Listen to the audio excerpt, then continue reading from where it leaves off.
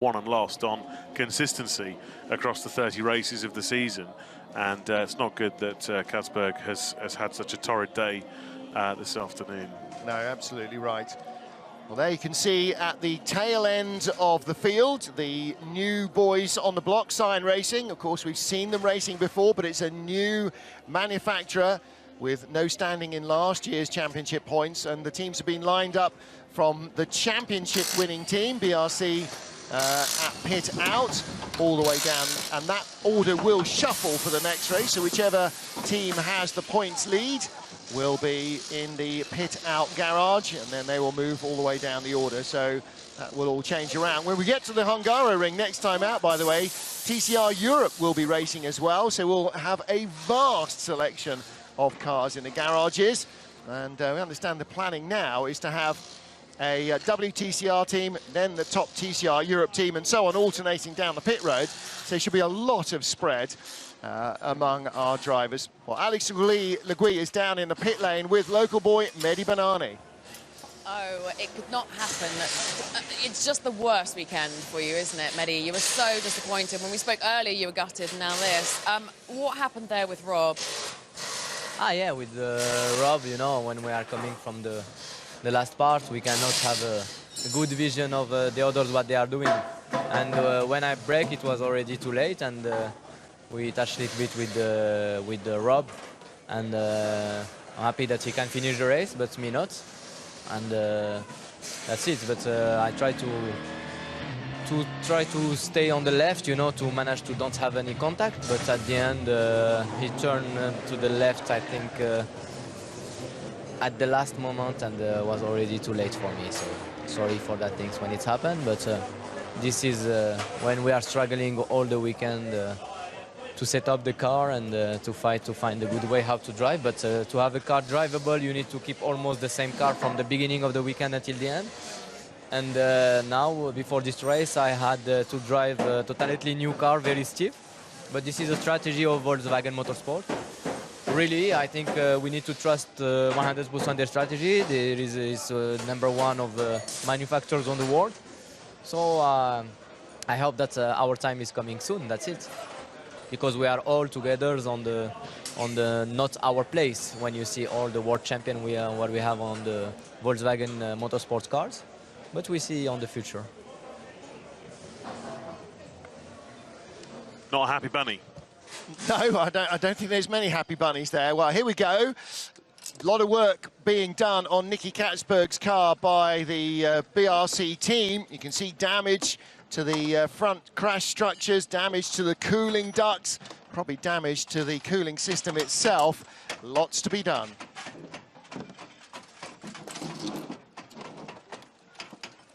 Although they've not been able to work on the car, Richard, you know from your experience running your own team, you can do an awful lot of circumspection, looking at the car and working out what's going to need to be done, and then have the parts ready and all that. You can do all of that, have all the parts ready, all the tools ready, hopefully, that you're going to need, and all the manpower that you're going to need. Now, notice that the mechanics have got armbands on. Only a member of the team with an armband on, and there are only 10 of them, can touch the car at any stage. So you've got to, I mean, that's another little layer. You've got to get your ducks in a row. You've got to make sure that the guys that are going to work on the car are the ones wearing the armbands as well. And the spare parts are prepped, they're ready, they're assembled as much as they can be to go on in big clumps. But I mean, ultimately, it'll be a fairly miraculous if they get Katzberg back out.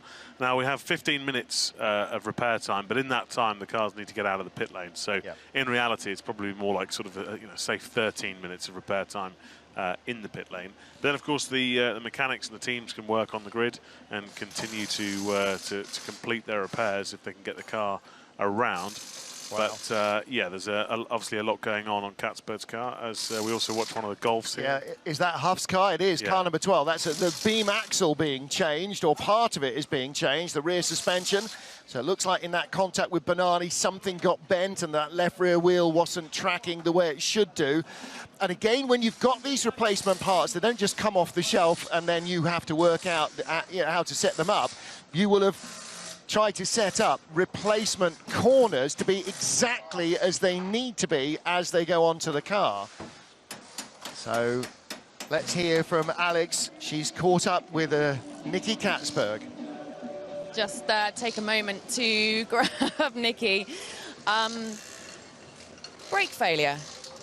Yeah, brake failure, unfortunately, without warning. I mean, it's clear that everyone's struggling with brakes. I was struggling with brakes yesterday, but today I was in front, so I didn't really struggle with cooling them. They were actually fine until the moment that the pedal went to the floor, so it was a big shock. It's the worst feeling, I always say. And I just tried to avoid the walls and search for the biggest runoff, but it was not so big, unfortunately. No, but thank God you were at that part of the track. Exactly, it's one of the slowest parts of the track, and I think I limited the damage, but it's still, we need to find out why, because it wasn't normal brake temperature wear or temperature related issue, it was something else. Physically, you're all right? I'm fine, yeah. Better luck next time. Thank you. Thank you. Takes a lot to wipe the smile off his face, but right now, I think he's probably a little worried. Even if the car goes back together, again, didn't have the sort of indication of the pedal getting longer and longer and longer, and then there was eventually nothing. There was suddenly nothing, and that's a worry, because that points to something major like a master cylinder failure or something, and that's a long job, and they've got enough work going on there. So if the car does get repaired in time to leave the pit lane, he's going to have to be very, very aware of what's happening under his right foot when he's on the formation lap. Definitely. Or going out to the grid. Definitely, and given the amount of damage that was on Katzberg's car, it will be fairly miraculous for them to get him back out. Not much luck for Mark. He was running in the points, I believe, at the time of his puncture. Yeah, they've been a little short on luck, the Alphas, this weekend. Neither he nor Kevin Chicon have exactly been endowed with good fortune. Now, Mars should be starting 13th on the grid, so in a points-paying position. Kevin 20th, so less so. Now, the ground-up rebuild of the 88 car is still in the taking bits off mode, which suggests that if he's going to start at all, Nicky Katzberg might well end up having to start from the pit lane, because as you can see, there's only 8 minutes until the pit lane closes, and there's an awful lot left to go. Bits and pieces being beaten back into position with the dolly hammer. BRC boys from the rallying world, so very adept at short service times. Always those crews are always the ones that get the job done, in my opinion. Always in have these a kind of handy environments. hammer. Yes, exactly right. First car ventures out of pit lane, and it is Benny Leuchter, the VW driver. Car number 33. In fact, he's not the first out, because coming back in the background, I think, was Thiago Montero. So he's already gone out. Cars are allowed to come through the pits once, which means they can do one out lap and then another lap to the grid, just to make double sure that everything is the way it should be. Marcinkois back in his Alfa Romeo Giulietta. Thiago Montero there. It was him coming back in. He's waiting to do a practice start. The practice start box at this circuit isn't particularly good. It's a different asphalt to the grid. It's uphill, and the pit lane exit sweeps left rather quickly, and it doesn't give the most representative start times. But however, it does give the driver a chance to practice the start procedure and to find his clutch bite point and such. You just saw Attila Tassi, the other KCMG Honda, trying exactly that. And fast and furious. Well, I mean, this is very much like a rally service park, but without quite so much mud. The guys attacking the car with gusto, and the front end, all the cooling ducts are going back together. What's happening at the rear of Rob Huff's car? Well, they have got the alignment gear on, and apparently the hammers are coming out for Rob Huff's car as well. So it may just be that some of the mounting points aren't quite where they need to be to get it all back together to the mechanic's satisfaction. These cars still have a number of road car pickup points, which aren't designed for quick on and off use. Exactly what you would see in your local Volkswagen garage, and therefore sometimes in the need to get things done quickly, you have to get the old hammers out. As it looks like Montero's got a bit of an issue. Now, where has he stopped out on the circuit, or is he in the? No, that's pit out. On the move. again now. I think that is a... No, it's not pit out, okay, is it? yeah. So where's he? Is that... That's the run down from turn 3 to turn 4. So the car came to a halt. I wonder what he's got to say to the team. Steering wheel came out. My steering wheel came out. I came in with the steering wheel on. It was on already, I didn't check it. And where are you now? I hit the wall. I hit the wall. How is this possible? How the fuck is this possible? Okay. So, unlike your road car, racing cars have removable steering wheels. You can see that orange collar behind the wheel. If you pull back on that, it comes off the splines, and that's to make it easier to get in and out of the car. I mean, the doors are small enough when you haven't got a helmet on, and wings on the seat, and roll cages, and window nets, and all the other stuff. So, having the steering wheel on but not attached, he's clearly at some stage it's worked its way up the splines, and he's gone to turn left, and it's not been attached to the steering column anymore, and as a result he biffed the wall. So okay, so there's a salient point. He will now never get back into a car without pushing firmly on the steering wheel to make sure it's clicked into place. Yeah, and as long as he hasn't done any damage in terms of any contact, now he's got the wheel on properly with a firm click, he'll be all right. Listen, thank God it happened on the way to the grid. Can you imagine first racing lap where he's really barreling into turn 1 full tilt, turns the wheel, it just goes straight on. Nicky Katzberg's restoration. This is car SOS, isn't it? We love a bit of car sausage. Yeah, and that's going to be a pit lane start for sure, if at all. The one issue that always is the big problem with brakes is if the team don't understand what went wrong. And, you know, even if the team do know, they might not tell you. But it's awful when they don't know quite what's gone wrong, and you don't have the right amount of time to be able to investigate it in this instance. It becomes a real safety issue. Well, most of the cars on their way out of the pit lane. Red light will go on at the end of the pit lane in 3 minutes and 12 seconds. And at that stage, Nicky Katzberg must have left the pits, or that's where he will start from if the car is ready to start at all. It does not look right now as though he will join his compatriots on the grid. You can see Niels Langeveld there with his yellow helmet on the top of his Audi, one of our 6 rookies. Interesting, actually, earlier on that Alex Legui was talking to Augusto Farfus and calling him a rookie. Well, kind of, I suppose, he is to this category, as is Andy Priaulx, despite all of their World Championship experience. Nicky Katzberg, a rookie to these cars as well, because this is only the 2nd year of the TCR category racing at a world level. So Katzberg is the only car that remains in the pit lane. Thiago, with steering wheel now firmly clicked in place, and his blood pressure will have notched up a few points as well there, I think, won't it? Celebrating the 10th anniversary of racing on the streets of Marrakesh, the Circuit Moulay Al Hassam. So it'll be a big old after party tonight, we hear. Sure, if we check our emails, the invite will be there probably before the end of the day. And into the final 2 minutes of repair time. And by now, really, the car needs to have wheels on and to be getting ready to be dropped down if it's going anywhere. Wheels are not on. Brakes are waiting to be changed as well, I think. So I think for all intents and purposes, if Nicky Katzberg does leave the pits, it'll just be to do a couple of laps at the tail of the field to check to see whether the brakes are functioning or not. There's a mechanic walking away there with a headlamp. That's not a good sign.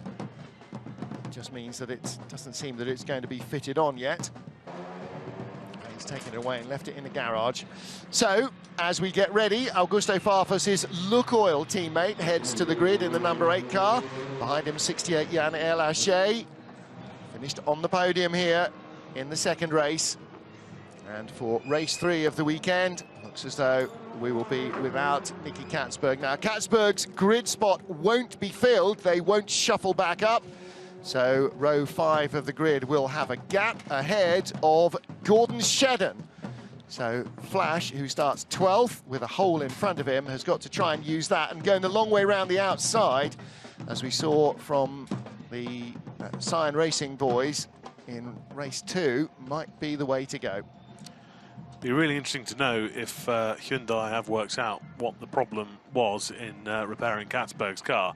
But as it came without warning, with a sudden loss of pressure, sometimes just the fluid gets to a boiling point. It's obviously a closed system, it doesn't have any air in it, so the boiling point's incredibly high. But I remember when we used to come here in more of a summer months, we used to run a different fluid just for this circuit because it had a higher boiling point. Once the fluid starts to boil, obviously it aerates and you just lose the pressure in the pedal. You don't generate enough pressure in the system to clamp the pads against the disc. And, you know, I've seen that happen around here before. But again, Katzberg was the car out front. You'd expect him to be getting all the nice clean air into his brake ducts. But yeah, Katzberg would have deliberately aimed for the tyre barrier there because he'll know in his mind that it'll do the least amount of damage to the car and by proxy him. Yep. Yeah, you get caught with that moral hazard of you're going to hit something and you have to choose what. And you know, the problem for him is that this could have been a 35-point day, and it ends up being a 0-point day, and that's a massive, massive hit. Of course, not everybody is going to have the points that perhaps they might have out of any given race weekend, but when you know that a win was sitting there in your lap and you didn't throw it away, that's really tough. So 47 degrees of track temperature, 25 or so degrees of air temperature. It's a bright sunny day here in Marrakesh. Our DHL pole sitter for the final race of the weekend is Frédéric Vervisch. Now sitting alongside us in our French colleagues' commentary booth is Nat Berton, his teammate last year. They've been friends for years. They went to dinner last night. Nathaniel Berton is claiming that that is the influence that took Vervisch from being a 24th place qualifier yesterday to a first place qualifier today. He was the fastest man on pace, and actually by quite some margin. So he's got to protect his brakes and his cooling in the opening couple of laps. If he can make it into the first corner ahead of Yvan Muller, who starts alongside him, then he, like Nicky Katzberg, should have everything he needs. So here's our grid for the final race of the weekend. Frédéric Vervisch on the DHL pole ahead of Yvan Muller. Ted Björk lines up in third in the second of the Cyan Racing cars, and Thiago Montero not far away from a podium in fourth. Mikel Ascona, the young Spaniard, in his Cooper is fifth, ahead of Yann Erlaché, who's just come off the race 2 podium, as has the car of Jean-Carl Vernet. Esteban Guerrieri, our race 1 winner, joins him on row 4. And row 5, the race 2 winner, Gabriele Tarquini, and a gap where Nicky Katzberg should be. Behind them, Nestor Girolami and Gordon Shedden from row 6 will try and take advantage of that bit of free real estate. Arching Croix, with hopefully air in his tyres, on row 7 with Augusto Farfus. Norbert Mikulits and Tom Coronel will be on row 8 of the grid in Hyundai and Cupra respectively. Behind them, triple world champion Andy Priaulx, as he, like Farfus, returns to the series. He will start 17th with new boy Daniel Hegloff alongside him in 18th place. Rob Huff, 19th, has left the pit lane. How straight the car is remains to be seen. He's ahead of Kevin Chekon, Attila Tassi and Mehdi Banani on row 11 of the grid. And on row 12, 2 more Golfs, Johan Kristoffersen and Danny Loister. The final row of the grid with Niels Langerfeldt and Olivier Panis rounding out our 26 cars. Let's get down to the grid and hear from a 3-time world champion TCR rookie, Andy Priaulx.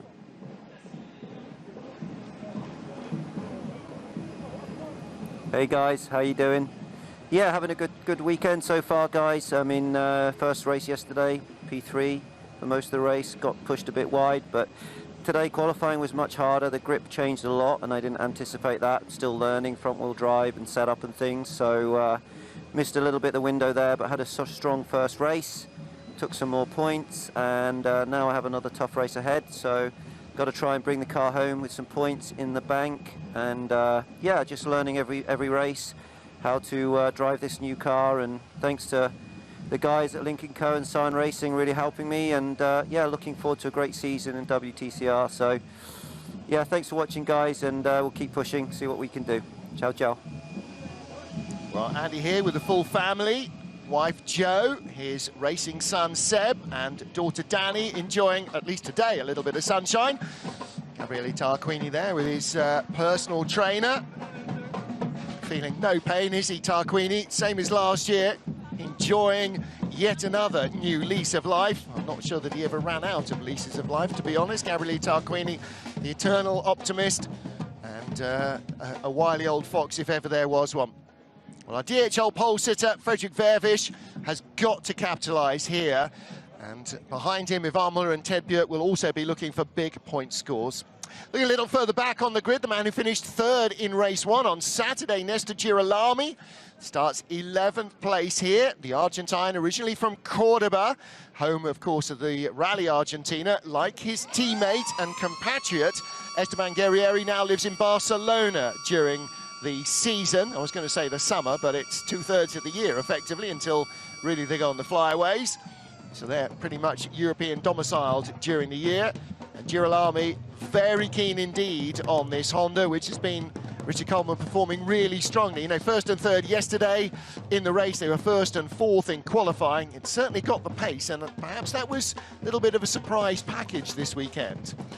Yeah, you'd expect Girolami to be a little bit more up there. He had a bit of a scrappy qualifying session earlier on today, but yeah, definitely the pace has been there, and you know, it's going to be between Guerrieri and Tarquini as to who's got the most points this weekend, I think. Well, we saw the gap where Nicky Katzberg's car wasn't. His car is still in the pit lane, and I don't think it's leaving at any stage for the rest of the day until they load it up onto a truck.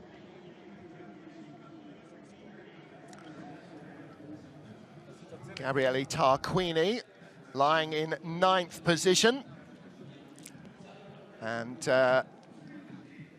Tarquini with a race 2 win already is perhaps ahead of where he might have expected to be in terms of points, lying second in the championship and a good chance of adding to that points tally.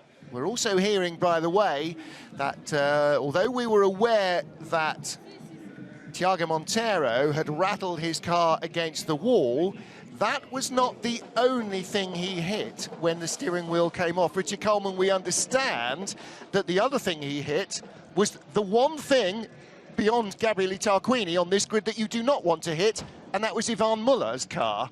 And apparently there was a little bit of a remonstration going on the grid, shall we say, as if Yvan thought perhaps Thiago had deliberately hit him on the way out to the grid. Of course, it won't even cross Yvan's mind that Monteiro's steering wheel will have separated in his cockpit, so he will have just felt like, you know, what on earth is Thiago doing? But hopefully it's been explained away, and you know, Monteiro's not found guilty.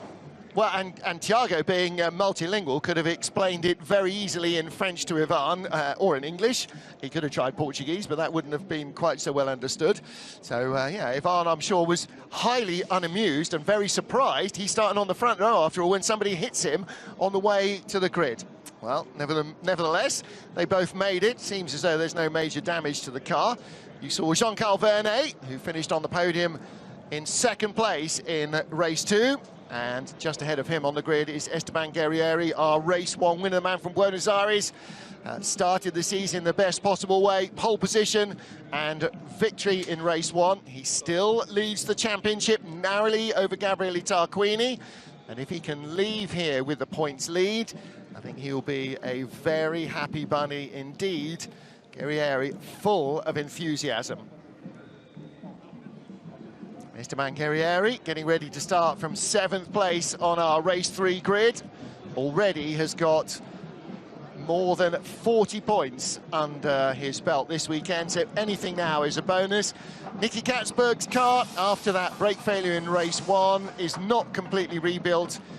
And I think sensibly, having no idea why the brake pedal suddenly and inexplicably went to the floor, they are not going to start him. You know, the real issue, though, Richard Coleman, is if they don't know why Katzberg's car failed, then they don't know what to look for in the other cars. Correct. It's the same hardware on the other 3 Hyundais on the grid, so it almost certainly be a concern for the BRC racing team, pit wall, and the Hyundai technical guys.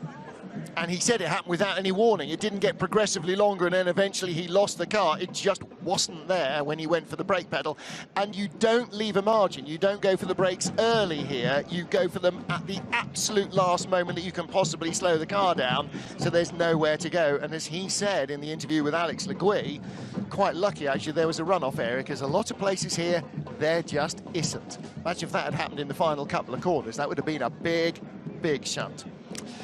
Or if it had a car in front of him as well, you know, if that had been Gabrielli, he probably would have ploughed into the back of Katzberg. Yeah, no question. This guy's been very impressive this weekend, reigning European TCR champion, but he's had a great weekend so far. He's been consistently up there, got into Q3 in this morning's qualifying session. He's largely kept his nose clean. He's looked racy and mature beyond his years. So he's, again, another driver to look out for in this race. 22 years old, young, handsome, far too fast, damn him. It's a great combination. And for PWR, new team to the championship. Yesterday was the day of Daniel Hegloff, qualified in the top 10, which I'm sure they didn't expect, particularly given that Cooper is not necessarily expected to be one of the faster cars around here.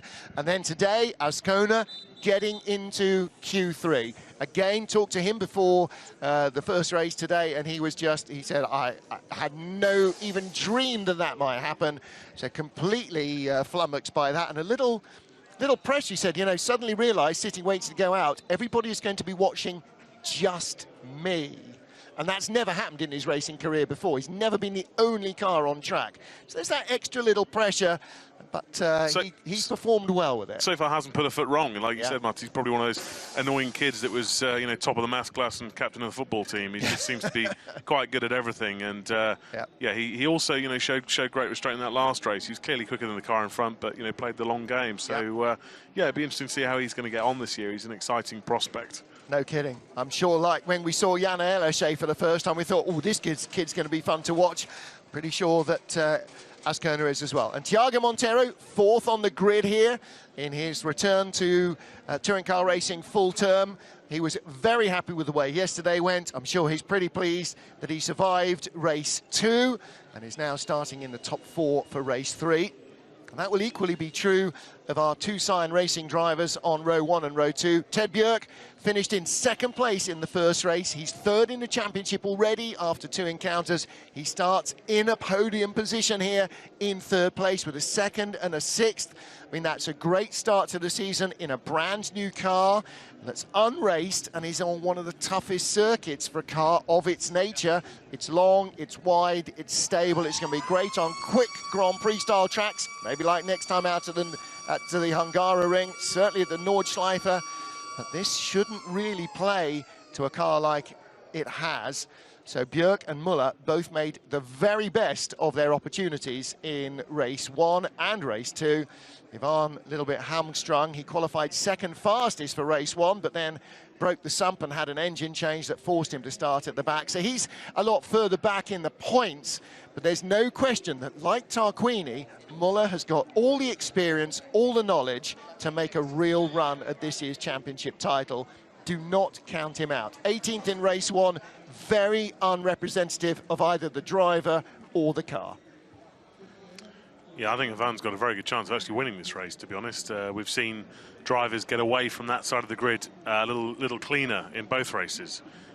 So I would say, you know, Yvan's very quick at getting a car off the line. It would not surprise me to see him potentially be leading out of turn 1. Yeah, in the first race of the weekend, the driver that was in the position Fred Vervisch is now was Esteban Guerrieri. He didn't make a great start, as in fact he didn't in race 2 either, but he had Ted Björk on the outside of him. And you did say this morning, if that had been Yvan, I'm not sure that Guerrieri would have led into corner 3. And that means that Vervisch here must make a good start, because if Yvan gets alongside him, even half a sniff of a chance in turn 1, 2 and 3 to take the lead, then Vervisch will be staring at the back of a blue car for a long, long time. 21 laps following somebody who beat you away from pole is going to sound like an absolute purgatory. So for Vervisch, great opportunity to turn yesterday's fortunes on their head, but perhaps the first, second or 2 of the race is going to decide the way that it ends up panning out for him. 1 minute to go before we send the cars away for the final formation lap of the weekend here in Marrakesh, and we get ready for the action in race 3. Final little moments for Augusto Farfus from his mechanic, and there is Jean-Carl Vernet, Thiago Montero, now with steering wheel firmly fixed, and our 3-time world champion Andy Priaulx. Race 1 winner Esteban Guerrieri, he'll start in 7th place, but all the pressure on Frédéric Vervisch. And the other thing to bear in mind for Frédéric Vervisch is he was penalised yesterday in race 1 for jumping the start. That's another thing that he absolutely must not do. He's got to get away clean, legal and faster than Yvan Muller, and that is not the easiest job on the planet. Well, Frédéric Vervisch starts on pole. His teammate Niels Langeveld starts in 25th position. Couldn't have more diametrically opposite fortunes for the two drivers in the grey Audis from Comtoyou Racing.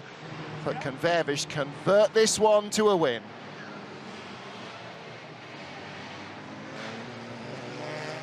Richard, there may be more intimidating drivers to have alongside you on the grid, but not too many. Frédéric Vervisch on the DHL pole with Yvan Muller alongside him, a 4-time World Touring Car champion. Ted Björk third, Thiago Montero completing row 2 of the grid. Mikel Ascona, the 22-year-old from Spain, ahead of Yann Erlaché, the 24-year-old from France. Then our race 1 winner, Esteban Guerrieri, and Jean-Carl Vernet, ahead of Gabriele Tarquini, and a hole where there is no Nicky Katzberg. Out of the top 10, Nestor Girolami and Gordon Shedden back up to 12th where he qualified. Marcin Kua and Augusto Farfus 13th and 14th, ahead of Norbert Mikulich and Tom Coronel. In 17th place, we heard from Andy Priaulx, still very much learning about front-wheel drive again and the car, ahead of Daniel Hegloff. And then the Golf of Rob Huff, ahead of the Alpha of Kevin Chekon on row 10. Attila Tassi and Mehdi Benani on row 11. Johan Kristoffersen and Benny Leuchter on row 12. And the final row of the grid is Niels Langeveld and Aurelien Panis. Well, for the dramas of Thiago Montero away from the pit lane, hitting Yvan Muller before hitting the wall because his steering wheel wasn't attached. The steering wheel is now attached, but he reports to the team that it is a long way away from being centred, which means that what the natural instinct is of holding the steering wheel straight, the flappy paddles will be in the wrong place. There he is on the straight, and it's not 10-2, his hands are at sort of 5-5. It's a long way from where is ideal. Which the worst thing in these cars is, of course, paddle shift that moves with the wheel as well. So you can't really just shuffle your hands around back to 3 and 9. You got to stay roughly where the gear paddles are. Which means that in right-handers, he's going to run into crossed hands much earlier than he will do in left-handers. Well, you can see the points down at the bottom. Rob Huff actually has some points, 4 points ahead of Gordon Shedden so far, but the team standings, Munich Motorsport with a slender lead over Cyan and BRC. Frédéric Vervisch leading the field around to the grid, ahead of Yvan Muller, Ted Björk and Thiago Montero. That's the top 4 as we get ready for race 3 here in Marrakesh, Morocco. On the radio, Andy Priaulx reporting to the Cyan Racing team again. He struggled to get the car off the line. That practice start for the formation lap. So they're just trying to coach him on how to get the front-wheel drive car started. Hasn't raced a front-wheel drive car since 2002. You have to modulate the wheel spin with the clutch, not with the throttle. You've got to keep the turbo pressure up. So it's very unnatural to only use that. We're also hearing Kristoffersen's got a vibration on this warm-up lap. Now, watch Yvan Muller, because I think that he's going to potentially get a very good getaway. That has looked to be the cleaner side of the grid. It's more on the racing line, and we've seen that the pole sitter has struggled to get away from the line in race 1 and 2, and I don't think that's a coincidence. I think that's a lot to do with the dust offline. So watch for Yvan's start. He needs to make a good start and get across, because the first corner, very easy to get boxed out on the outside. The yellow Cupra is the final car on the grid. We are ready for race 3 in Marrakesh. Final race of the opening race weekend of the 2019 WTCR Touring Car World Cup. On the right, the grey car of Frédéric Vervisch. On the left, the blue car of Yvan Muller. 5 lights go on. And away we go. Now, we're just seeing on our screen, it says green flag, doesn't matter. Yvan Muller leads from Björk. Dreadful start from Vervisch. He's trying to hold off Montero for third. Ascona is inside Montero. Look at the grey car of the Spaniard. Spaniard versus Portuguese. And Ascona's got the inside run. Montero will get a little bit back, but as they get down into turn 3, the long left-hander, Ascona on the inside. He takes the place away, and through goes Esteban Guerrieri. Hung out to dry. Thiago Montero fought that perhaps a fraction longer than he should do. Guerrieri on the inside. Montero has to jump the chicane, and he'll come back in front. He'll have to give the place back, will he? Looks like he should do. He doesn't want to at the moment. Guerrieri will be screaming on the radio to his team about that one. Yeah. And around the outside, look at the yellow stripe. That's Yann Erlaché. He goes around the top 2 into the wall.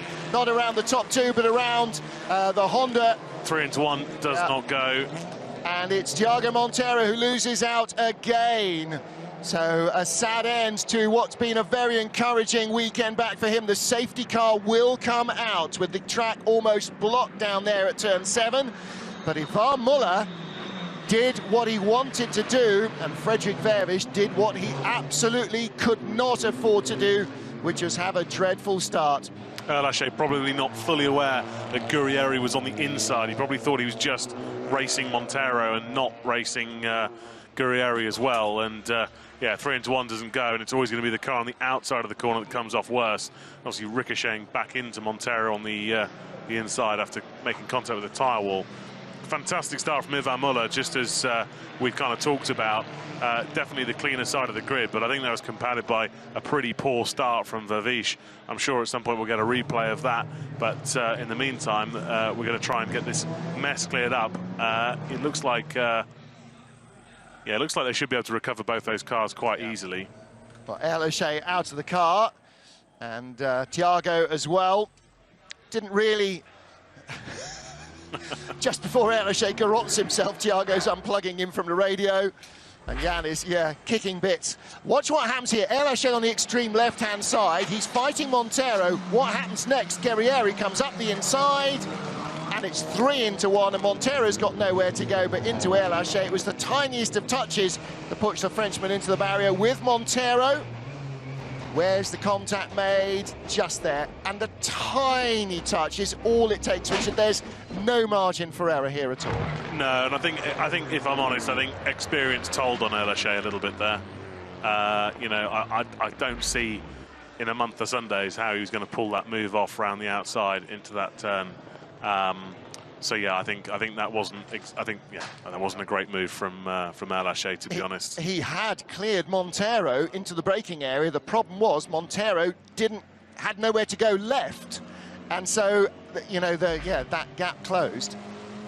So again with Guerrieri, I'm passing Montero. I've got him. I've tucked him up like a kipper. Oh, what's that? And then suddenly they exit stage right as they touch each other, and Guerrieri. The move that he didn't think was maybe going to come off did end up coming off, but yeah, the classic Newton's cradle. Yeah. Oh, nice. Right from meritocracy, you've been knocking it out of the park all weekend. Analogy king. I'm going to have to up my wordsmith a lot. You're getting all the analogies in. Yvan Muller, then, the man who started from the outside of the front row of the grid. There's not too many other drivers that are more of a threat than Yvan Muller. Frédéric Vervisch, safe away from this 3-way battle. I think Erlaché must have known that Guerrieri was there somehow. He was pretty much alongside Guerrieri for sort of 2/3 of that straight. Yeah. Do you know what? If Thiago had room to move left, that would have been... We'd have been saluting Erlaché from the top floor of the timing tower, because that would have been a genius move around the outside. But Thiago had nowhere to go because Guerrieri was there already. But what I'm saying is, originally I thought Alaché was completely unaware of where Guerrieri was, but actually he's alongside Guerrieri for the majority of that straight. He must have known that he was somewhere around. Alaché's only chance there was really to get the move completed before the corner and chop in front of him, but yeah, just not enough room. But yeah, slightly over-ambitious, really. Well, there you're looking at the team that leads the championship at the moment, which is Munich Motorsport, and the two partners of Esteban Guerrieri and Nestor Girolami, who currently lie in 5th and 8th place. So again, potential of strong score for both those Honda drivers.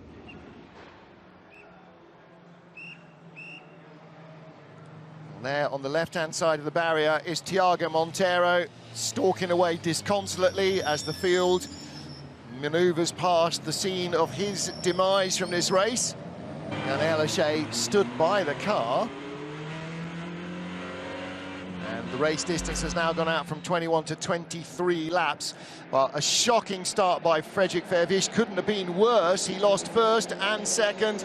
Monteiro only just didn't get him for third. Then Monteiro's on the outside, and the grey car of Mikel Ascona, he's not only fun and fast, he's an opportunist. He's a proper racer, isn't he?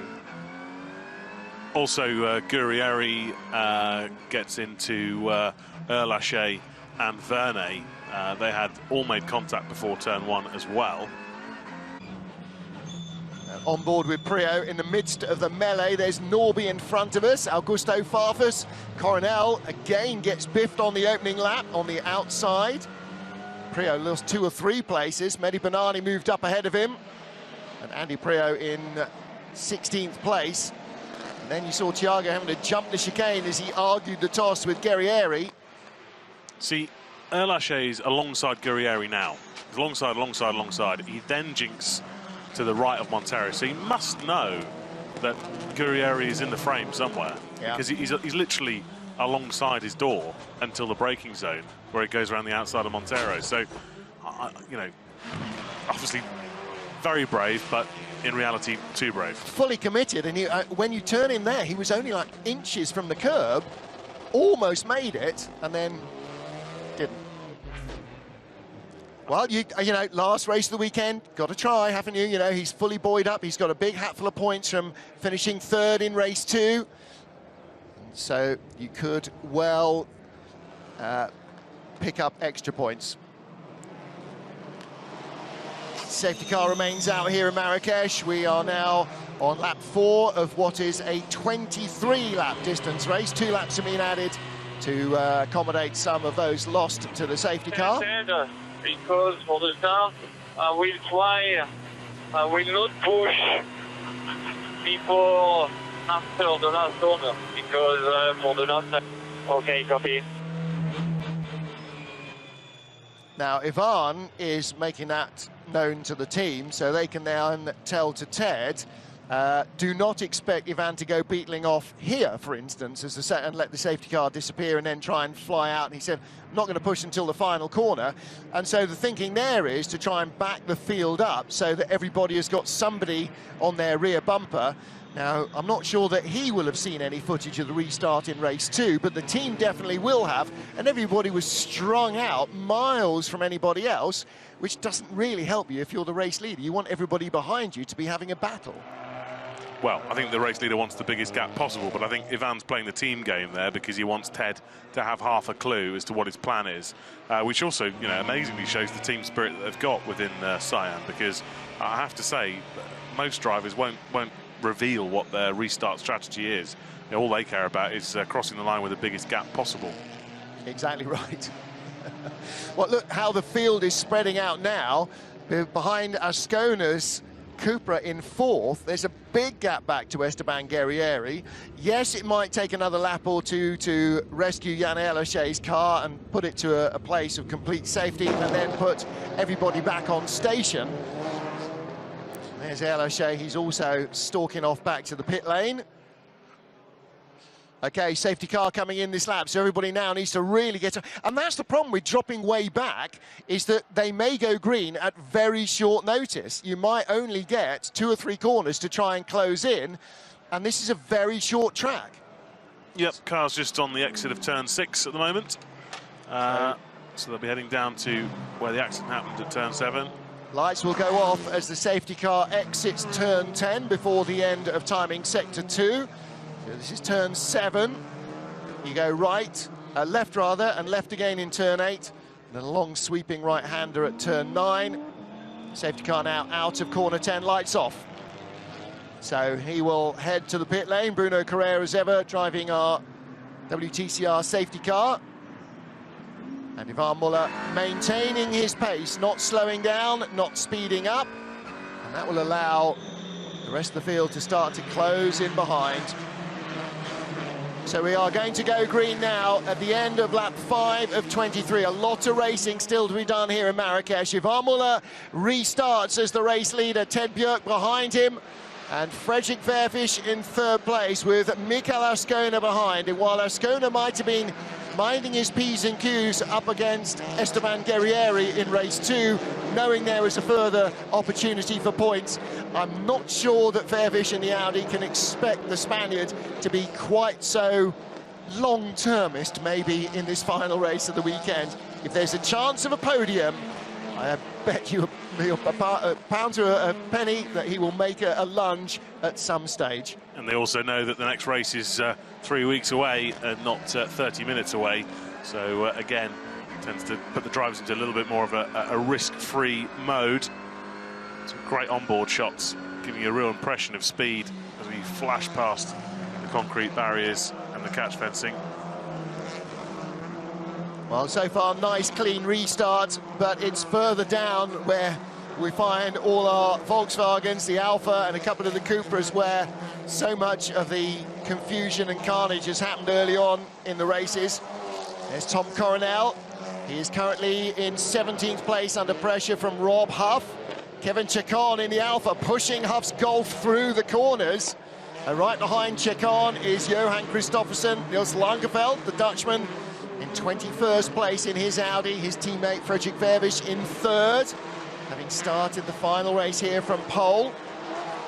And this is kind of a battle that's been reflected all the way up and down the order, isn't it? Little clumps of cars, absolutely nose to tail. Yvan's had an incredibly strong weekend because, if anything, what we know about Yvan, obviously he's a world-class touring car driver, multiple world champion, but you'd have to say that this isn't really Yvan's bag. This kind of circuit is not the circuit where Yvan is normally the man to beat. He's normally about constant radius corners, car control, not short circuits like this. He's never really been a street circuit kind of guy. And Yvan's going to be very pleased. He's put it on the front row twice. Obviously, he didn't have a great first race with having to start after the engine penalty. But ultimately, he's had a very, very strong weekend. So I think that probably shows you where Yvan is in his headspace. If he's doing well on circuits that don't necessarily suit him historically. Absolutely right. And I think the car should be even more competitive of a proposition on a full-length circuit like the Hungaroring next time out. Well, Frédéric Vervisch, Mikel Ascona, right up behind Ted Björk. I don't think Ted is holding them up to allow Yvan to escape. I think that they are just all over the back of the Cyan Racing driver in 2nd place, looking to try and move ahead. There was a view from Ascona's car of the guys in front. His teammate Daniel Hegloff. You could just see him in 13th place in the other grey Cupra. Vervisch also obviously kicking himself after a poor start, having put it on pole position. We know just how quick he is. But we've also seen throughout free practice and qualifying that the Audi's strengths have also been on the straight. So, if there is half a chance of being able to pass Björk, I'm sure that Vervisch will not have to be asked twice.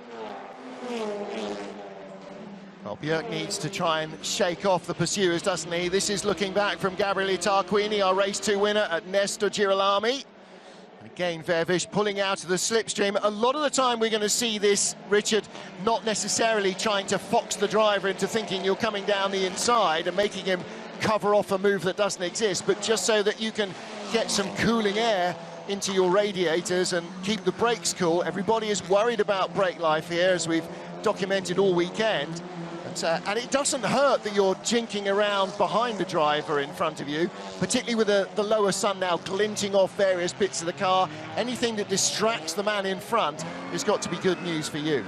Definitely, and as we discussed earlier on, as we ride on board with Ascona, you know, Vervisch is in a bit of a prisoner's dilemma in that unless he tries to get past Björk, he leaves himself open to being attacked by Ascona behind for what is a podium position in the final race of the weekend. So, you know, Vervisch has got it not only to keep Björk's mirrors full, but he's also got to concern himself with Ascona behind. But it's double jeopardy, because if he does try and pass the car in front and doesn't get by, then he's really wide open to attack, and Ascona is too close for him to have an aborted lunge. Now, here's a little thought for you, going back to the Air Lâché, Montero and Guerrieri incident. Was Montero trying to let Guerrieri have the place back at the end of the straight, which was then confused by Air Lâché coming around the outside of a slightly slower Montero? I don't think so. I don't think so. I think it was, you know, we're into the braking zone really by the time they started overtaking one another. So I don't think that would have been the case. All right, well, we'll park that where it is and we'll find out post-race exactly who thought what was going on. Working on race 9 of 23, still a lot of potential brake wear to go and potential tyre issues as well. Who's pulling out of the slipstream? That was the Alfa Romeo of Marcinkois, who's in 12th place, trying to get some clear air into his cooling ducts. And here's Huff up behind Coronel, battle for 17th. Coronel still with Rob Huff right behind him, and Kevin Chekon and Johan Kristoffersen and Nils Langeveld and Aurelian Panis and Benny Leutner.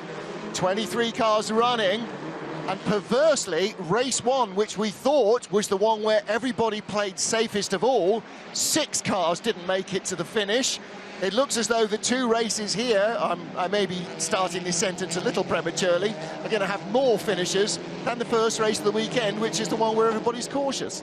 Yvan dropped 4/10 to Björk that time around. Obviously, Björk not having the luxury of controlling his pace. He's got a mirror full of Vervisch's Audi. But, yeah, Muller, not a great lap that time around, allowing Björk to close up the gap considerably.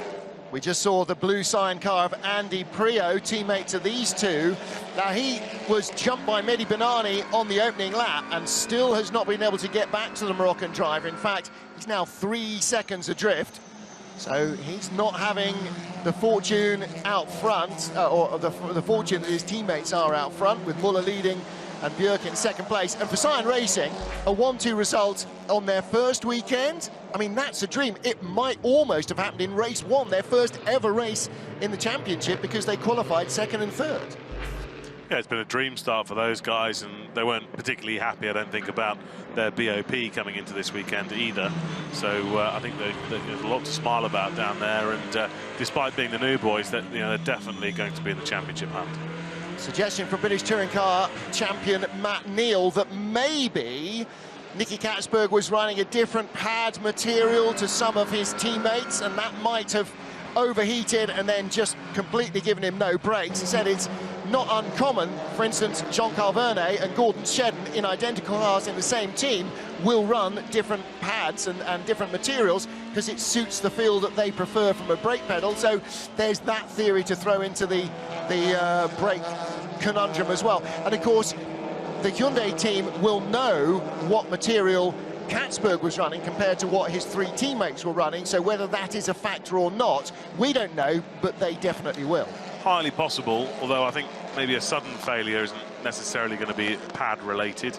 The other thing is generally the teams have to go for a more conservative pad for the race here, just because it's so hard on brakes. But yeah, no, it's definitely a good possibility. Looking at the second of the grey Cupras here, the one with the white stripes behind the white Alfa of Marcinkois, that's Daniel Hegloff.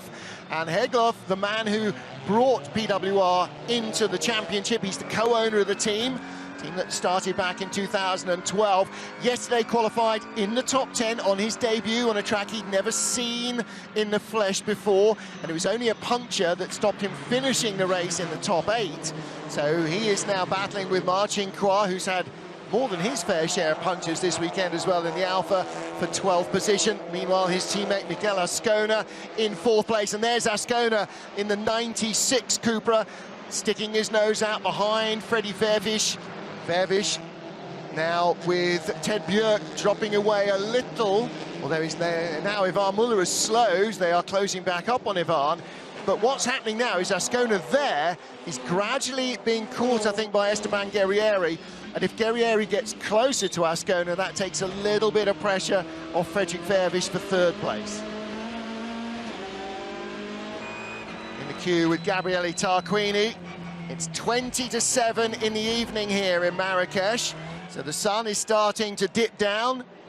And that means that the drivers will have a little bit of glare to deal with as well. Ascona right over to the right-hand side, risking picking up a little bit of dirt on the tyres, which is probably not what you want piling into turn 7. So difficult to overtake on this circuit. And the best chance that Vervisch has is if Björk makes a small error that allows him to get a run on him. It's very, very difficult on this layout to get a clean pass. Guerrieri in 5th was 5/10ths quicker than the cars in front of him on that last lap alone. He is closing up, and Yvan Muller has an issue. Something is broken on the front. I don't know what it is. Well, he hasn't ramped it over the curbs, so it may not be a repeat of what happened to him in qualifying yesterday, where he straddled the big sausage curb in turn 4 chicane and cracked the sump.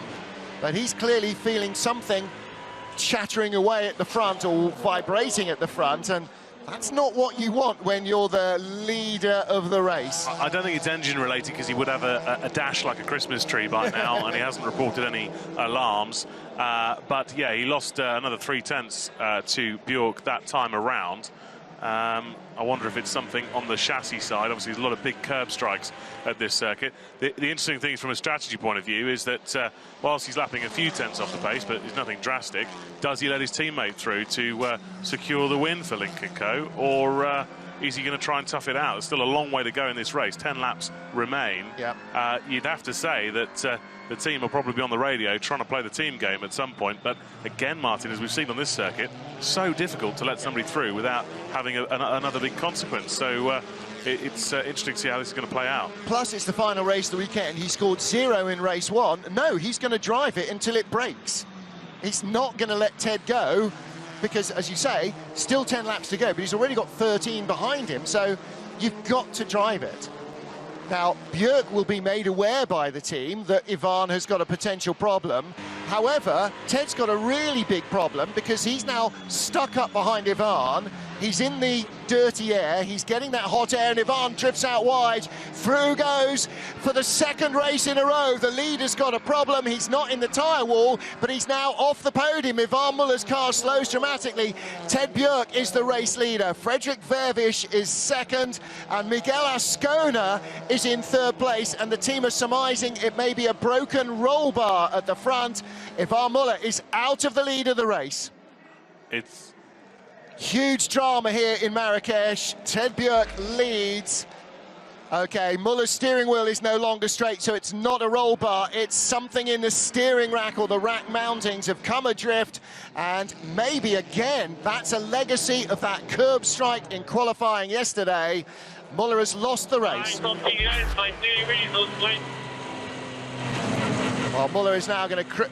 It's really not straight, is it? That's more to Cochran Tiago's was. It still could be roll bar related, because quite often the rising rate of the roll bar is related to where the steering position is. And Augusto Farfus is out as well. And he's on the circuit. He has not cleared the circuit, so we're almost certainly going to be looking at a safety car period. Farfus out of 10th place. It's a broken gearbox. He's got no drive. So Ted Björk from Frédéric Vervisch and Miguel Ascona as they cross the line after 14 laps. And that's it. He's basically parked in whatever gear he's got, or none at all. It sounds like he's got no drive. Now they're racing on. Quick thinking from the marshals, they've pushed the car into the escape road, so hopefully we'll be avoiding the safety car period, because it looks like we've got a three-way fight for the lead. And Yvan into the pit lane. He's going to risk nothing more with the walls all around him.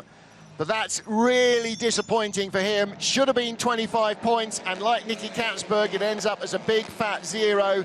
Double 0 weekend for Yvan Muller.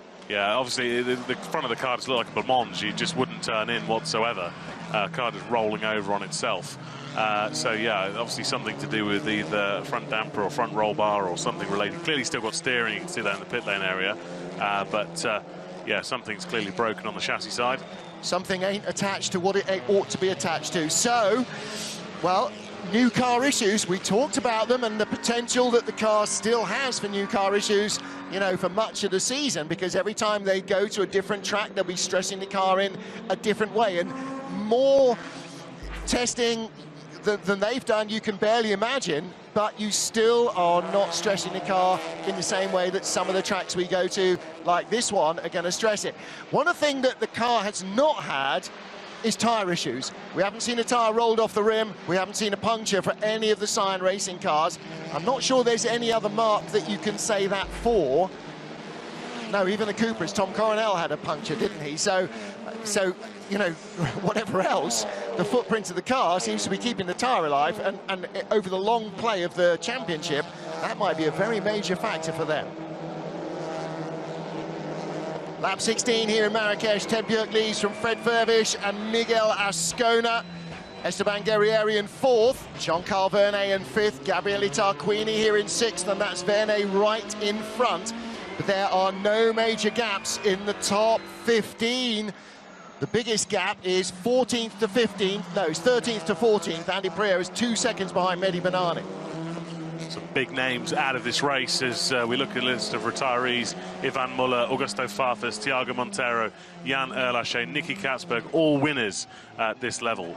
So, yeah, it's a very surprising and big list of names that have retired from this race. And that only hands points on the place to the likes of Björk, Guerrieri, Tarquini, all scoring well. Well, Frédéric Vervisch in 2nd place.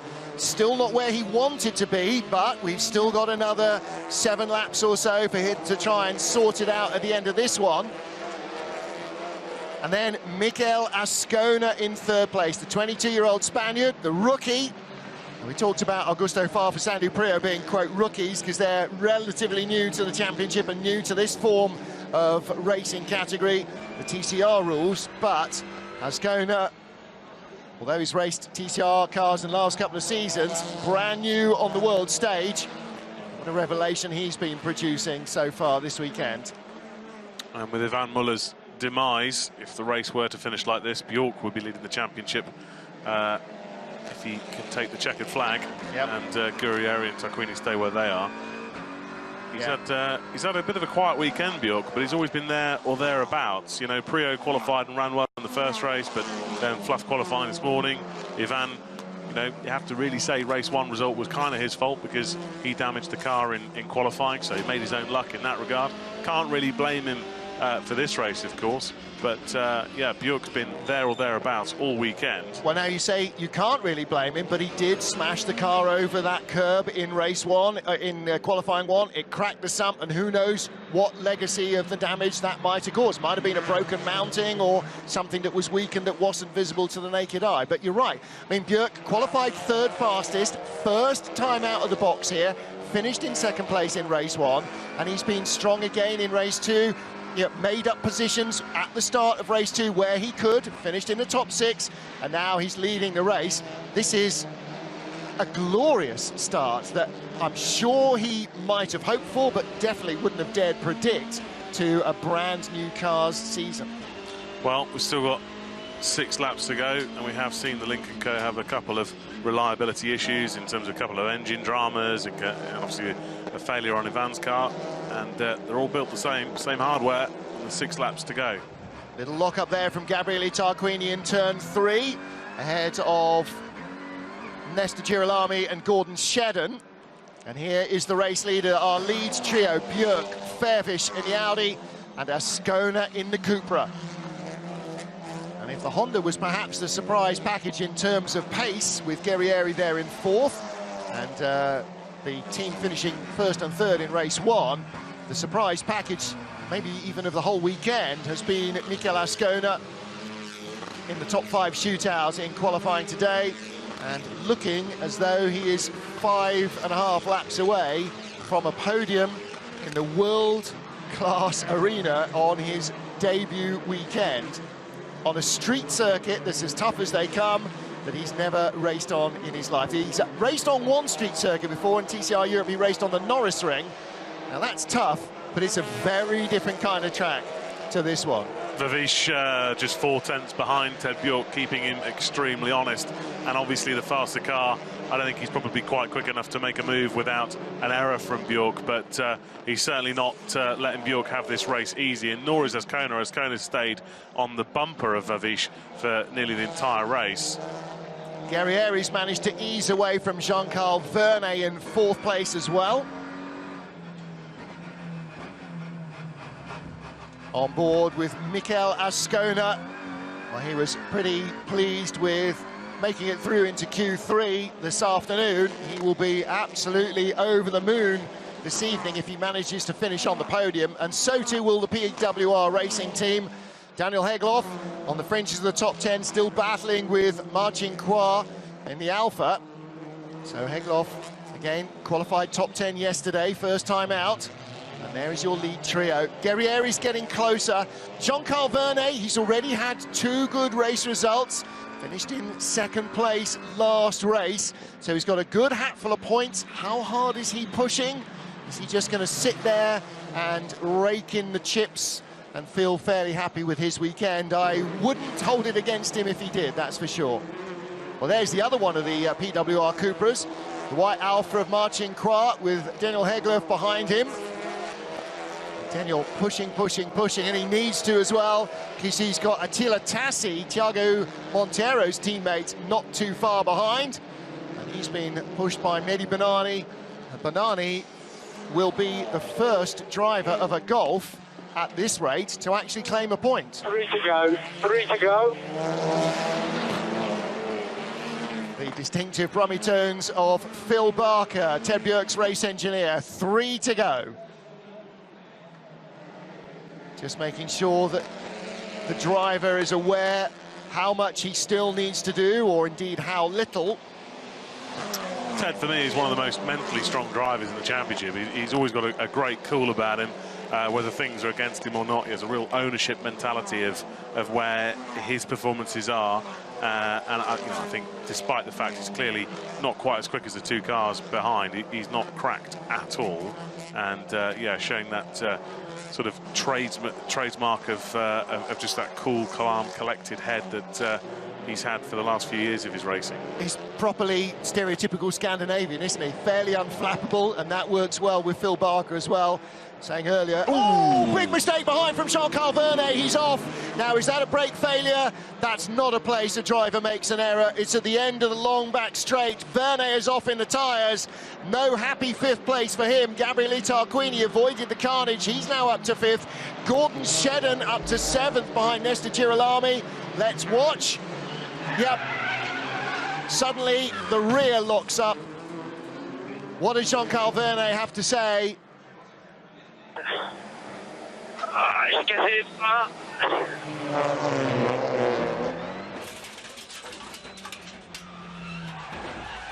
Yeah, I think brake failure looking at the extreme likelihood there, and whatever was not stopping at the front axle, almost certainly on the rear. The worst thing as well is when a driver's going backwards, generally is the worst way to sort of hit the wall.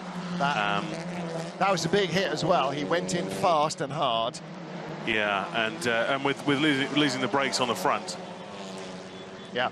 Good to see Jean-Carl out of the car, but yeah, when you lose the front brakes, obviously all the stopping power goes to the rear of the car, so it's effectively like putting the handbrake on. Yeah. So hence you see all the rear tyre smoke and the car swapping ends at high speed, as of course the safety car is brought out. And that is the end of the race, effectively. It's lap 21 of 23. No further laps can be added to the race distance, so we are likely to finish behind the safety car. So Ted Björk, for the 2nd time in the lead, will be picked up by Bruno Carrère in the safety car.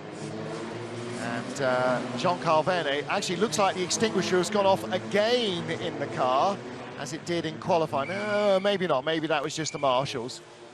But Vernet backed off very heavily into the tyres.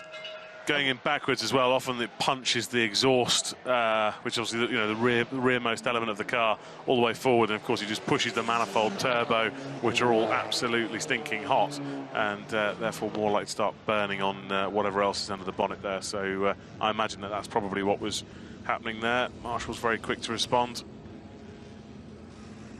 Well, huge drama and huge disappointment for Jean-Carl Vernet, again former TCR International Series champion, and huge shunt at the end of the back straight down into turn 11. Lucky again, you know, these runoff areas are in the right places for a very good reason, because if you need them, boy, they'd better be there for you. What it does mean, though, is that Rob Huff also moves up into the points. He's now in 15th place, Mehdi Benani in 12th. So it won't necessarily be a zero race for the Volkswagen drivers here, but a lot fewer points than they were hoping for. You can see the exhaust dragging on the ground. It's exactly as you said, Richard, as the cars hit the tyres, it's just punched the exhaust straight forward off all its mountings and shoved 1,000 degrees of turbo heat into the bodywork. And purely a passenger, absolutely nothing he could do about that other than brace, brace, brace. Yeah, and of course all the inertia of your helmet and head weight goes forward, whereas if you have an accident going in the front, obviously you've got the seat behind you, so you don't quite get the big whiplash effect. So yeah, it's often one way that unfortunately gives drivers injuries, but hopefully a good sign that Vernet was relatively quick to get out of the car, but for sure he's going to be sore in the morning. Yeah, no question at all about that. So on to the final lap behind the safety car, and that will seal our positions with one to go here in Marrakesh.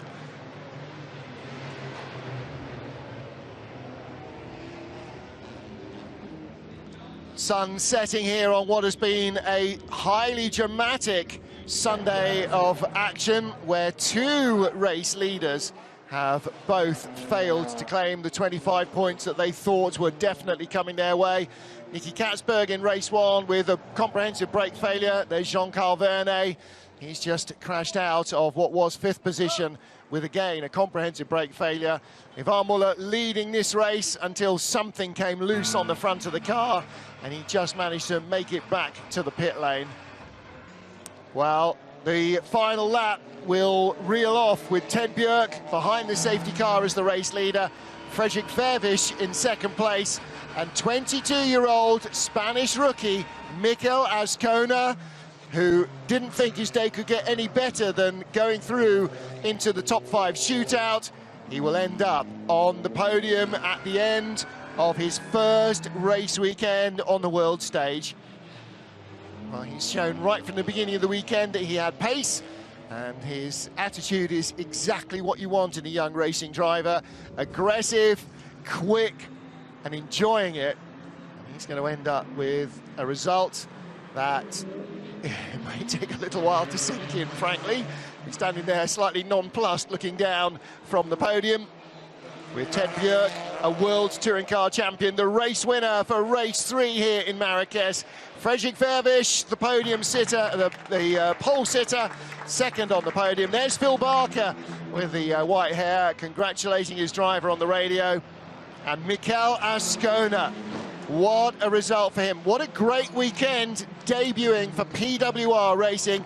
There in the white shirt with a beard is Emil Axelsen. You saw Jaime Puig from Seat Sport. Wow, Mikupra is looking like a competitive proposition. I gather that one of the reasons that its pace may have been a little transformed is a change of dampers on the car, which is making it a whole new proposition to drive. Well, high fives for the whole team from Yvan Muller, despite his disappointment.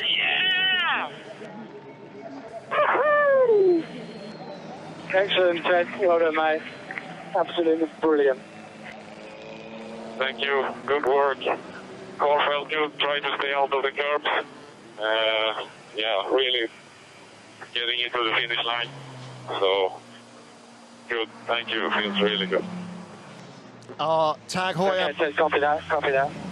most valuable driver is Ted Björk. 61-point weekend. 3 races at 25 points each, plus 2 5-point maximums in qualifying. He's got 61 of a possible 85 points this weekend. That's insane. Let's hear from Mikel Ascona. Mikel, qué grande. Mikel, vamos por la zona de fuera, ¿vale? Cogemos un poco de, ya sabes, ¿vale? Vamos cogiendo cosas por ahí, ¿vale? Being congratulated by his race engineer, and rightly so. Just reminding him as well to get plenty of pickup from the fringes of the circuit. That's exactly what he's doing now, running down those bits of worn-out rubber to try and add a little bit of height to the car, because what they really don't want is for any scrutineering mistakes to creep in. So Ted Björk takes the lead of the championship away from Esteban Guerrieri. Guerrieri will lie in 2nd place after the opening race weekend. And for Cyan Racing, but most especially for Cyan Racing's Ted Björk, what a dream start to the season. Yeah, championship game on. They've got a good package. Yvan stuck it on the front row twice. Still work to be done with the new car, but they've obviously got a very solid platform. And knowing all the people involved there of such quality, I'm absolutely convinced that they'll feature very, very strongly in the championship challenge. And I think Vervisch has had a fantastic day today. He's driven very, very well. Never been the biggest fan of Vervisch in the last few years. A lot of rash decisions and silly errors, despite having talent and pace. But he was pretty solid today, I have to say. Not a great start, obviously, but once he got off the line, drove well, didn't do anything silly when he had the opportunity to do behind Björk, clearly being the quickest car. Yeah, all credit to this guy. Obviously a little bit lucky with Yvan, unfortunately retiring from the race, but he's been there or thereabouts all weekend. Yep, no question at all about it. Started well on Saturday, qualified in 3rd, so he got points for that. Finished in 2nd, got more points for that. Kept his nerve, made up a place or 2 away from the start in race 2. And then, when the opportunity presented itself, from 2nd on the grid, claimed victory here. And that perhaps a little bit of payback for losing race 1 last year when he started on pole to Gabriele Tarquini. So he gets a race victory that perhaps he hadn't necessarily thought might come his way. And you're right about Yvan, it's been an unfortunate weekend for him, but everybody knows in the long run of this championship, you are going to have your ups and downs. You are going to have weekends that you wish you could press the reset button on. But for Ted, right now, he's taken 61 points here in Marrakesh. That is a massive, massive achievement for a team with a brand new car. And obviously waving the People's Republic of China flag, Chinese brand, owned by Geely, which is now one of the biggest motor manufacturers in the world. Single largest shareholder of Daimler-Benz. Own Volvo, Geely, Lotus. And I think if you consider the resource that these guys have got behind them, combined with the motorsport talent that's got so much history in this sport of touring cars, you have to say that they've made a big statement of intent this weekend. And if anything, I'd say that dynamics of their car perhaps don't suit this circuit that well as well. So it'll be really interesting to see how they pan out the next one in Budapest. So let's hear from the man of the moment. Let's hear from Ted Björk, who's with Alex Legui down in the winner's circle. Well, just as we had in race 2, a little bit of a bittersweet win, but it doesn't look like you're that unhappy about it, Ted. You are now championship points leader. Congratulations, that was great. Your start... Yeah, my start, I'm just flying off the line, and Yvan as well did a fantastic start, but we took Vervisch in directly in the beginning.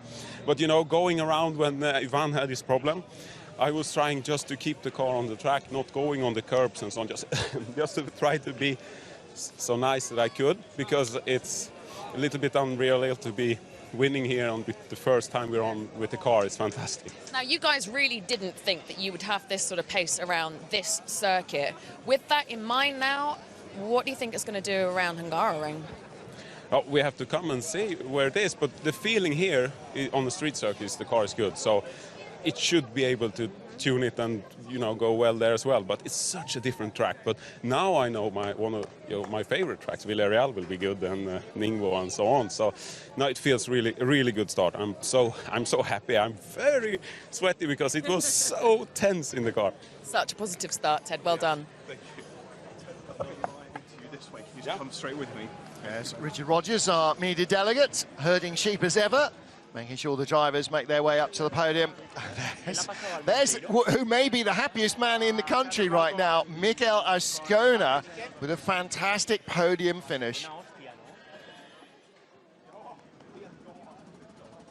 Confirmation of our race 3 result here, the opening race weekend of the season in Morocco. Ted Björk, Fred Vervisch and Mikel Ascona claiming the podium spots ahead of Esteban Guerrieri, who was the race 1 winner, Gabriele Tarquini, who was the race 2 winner, and Nesta Girolami. And again, Girolami, Tarquini, Guerrieri right up at the front of the field through most of the weekend.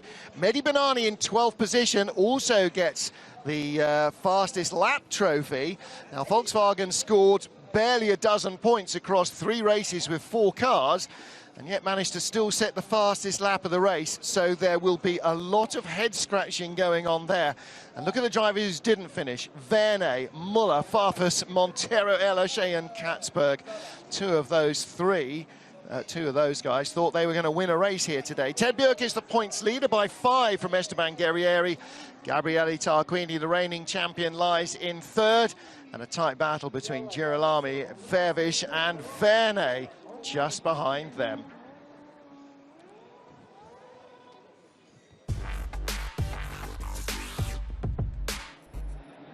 Race 3 in Marrakesh, the final encounter. Great starts from the blue Cyan Racing drivers. Shocking getaway from Frédéric Vervisch. Thiago Monteiro running around the outside of him into turn 1. But then as a result, the Portuguese losing ground to his Spanish rival as Mikel Ascona came down inside him. Then trouble, Guerrieri, Montero, and on the outside, Erlache, 3 into 1 would not go. And we lost Erlache and Montero, bringing out the first safety car of the weekend. Yvan Muller led at the restart from Ted Björk, a feisty Vervisch and Ascona, but Vervisch and Ascona, as well as Björk, was soon to inherit as Muller reported problems and then had to pull over with a very wayward car. The Cyan Racing driver heading slowly back to the pits. What looked like certain win, heading the way now of Ted Björk. And then the second safety car as Jean-Carl Verne from 5th place, total brake failure. The car pitching heavily backwards into the barriers. He was okay, but the race finished under caution. The checkered flag greeting Ted Björk, winning on the Cyan Racing team's debut with their new Lynk Co 03 TCR. Frédéric Vervisch and Mikel Ascona completing the podium. Ladies and gentlemen, welcome to the 3rd podium, our 3rd race of the FIA World Touring Car Cup by Oscaro here around the wonderful streets of Marrakesh. Please welcome onto the podium in 3rd position from PWR Racing, it's Mikel Ascona.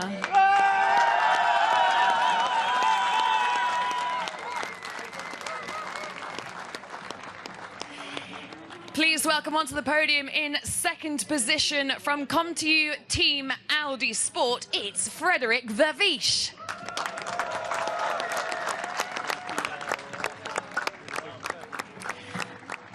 And your winner from Cyan Racing Lynk Co, it's Ted Björk.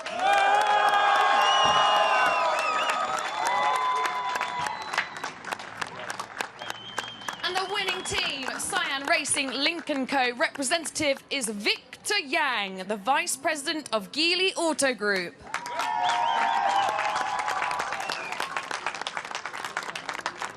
And now the national anthem for both Ted Björk And for Cyan Racing Lynk Co.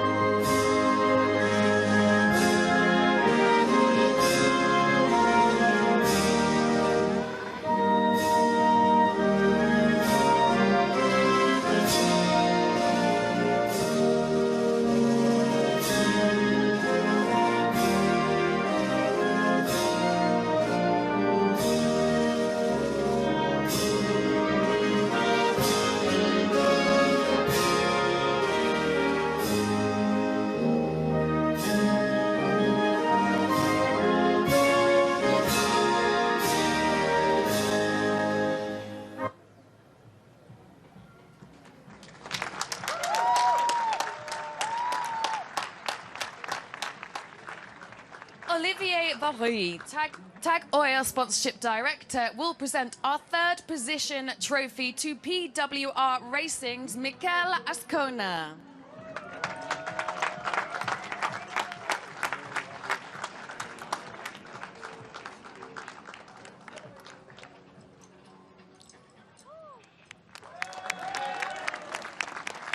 Mauro Zonta, Yokohama Global Motorsport Coordinator, will present our second position trophy to Comtoyou Team Audi Sports, Frédéric Vervisch.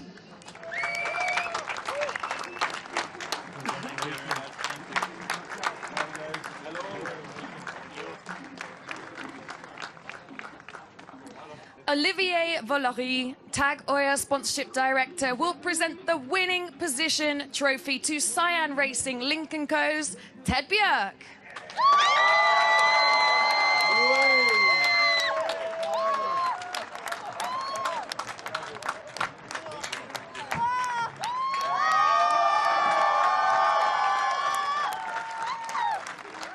Well, what a great moment for the team after a year and a half of hard work, and what a great moment for Ted. Claire will present the winning team trophy to Cyan Racing Lynk Co.'s representative Victor Yang, the Vice President of Geely Auto Group. Well, it's been a weekend of high drama. Now, please come together for your for the team and the photograph. manufacturer, it has been really a most impressive debut in the WTCR. Frédéric Vervisch looking a little downcast. He didn't get a win out of this. Not as much perhaps as Yvan Muller might be. But Mikel Ascona, what a start for him. Let's party. Buried under lots of glitter, our podium finishers for the final race of the weekend. An awful lot of drivers with an awful lot of thinking to do. Some because they produced good results in one race but not in the other two. Some because they just couldn't find pace with a map and a torch. But this is the start of a very long journey. Richard Coleman, 24 races. We've got 21 to go. We've had 3 different winners. And almost all of our brands here have actually had a fairly acceptable time of it.